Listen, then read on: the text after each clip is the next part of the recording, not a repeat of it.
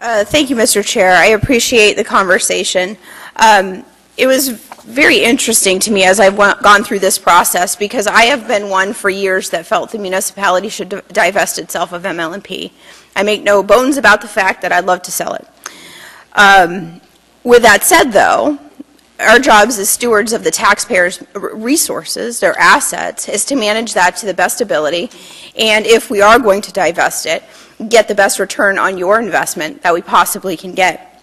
Mr. Dyson and I have a unique position here because, as Ms. Brady said, we kind of have an indifference. We're not Chugach Electric members, we're MEA members. And so for me, I've sat in this debate tonight and I've gone back and forth. Oh, I'm going to vote no, I'm going to vote yes. I'm going to vote no, I'm going to vote yes. Because I'm listening to the debate. So no, Mr. Levi, I had not made up my mind. But as a voter, I had the unique experience of being in every single one of these executive sessions. Many of you who know me know I'm a finance person, and I'm very cheap when it comes to your money. I want to spend it the best I possibly can, and if I can get the best bang for it, I do. I'm not afraid of a private utility or a private entity, not the government, controlling the electric grid. Why? Because I see the experience that I have as a member of MEA, and I think they do a fabulous job. It's not the government, it's a member-owned co-op, and I think they do a miraculous job. So as a conservative, I ask myself, what are the essential functions of government that the private sector can't or won't do? And if we can get to a position where the private sector can and will do it, can I get the best bang for our buck? So in my opinion, I've already cleared this with legal, I can say this. In my opinion, this is a good deal. From all the information that I have, provided it all pans out, based on multiple factors of everything that I've seen, I think this is the best deal that's been presented to me. I can't tell you all the ins and outs and the details of it. Clearly, some has been let out in the press, and hopefully all of it will be let out. That's my druthers. But I want to talk for 1 second about politics. And I know sometimes people say, oh, you're not supposed to do that. But good ideas can come from anywhere. Even former Mayor Mark Begich, even Mayor Berkowitz, even the members of the Enterprise Committee, of which I sit, and Tim Steele is the chair. And we've been trying to push this idea of looking at this for over a year, Tim? Over a year. Yeah, for a long time.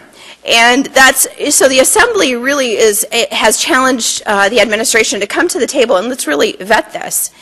And I'm hearing some of my conservative friends say, well, it's coming from a Democrat. It can't be good. There's got to be something in there.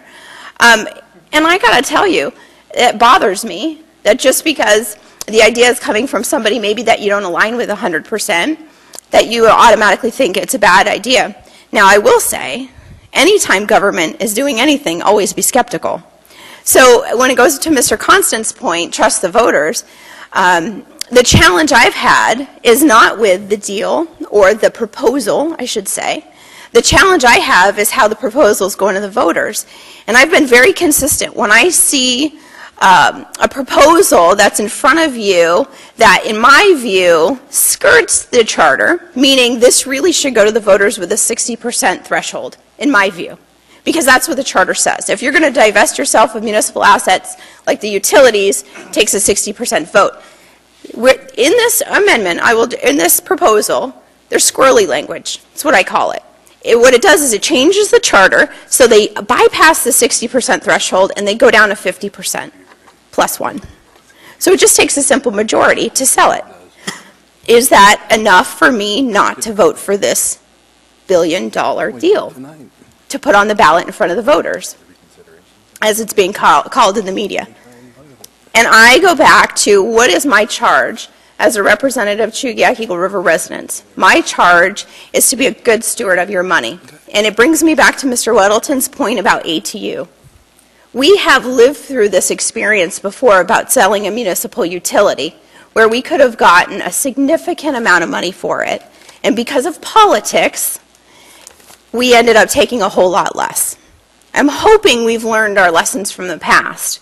And I'm hoping that, in fact, when all the information comes out to the public, that the body, the municipality, Chugach, whoever's making the pitch, can present a case that the voters are okay with. And if they say yes, then again, it gives us the authorization to potentially finish this transaction. And if they say no, then it's dead. It doesn't happen.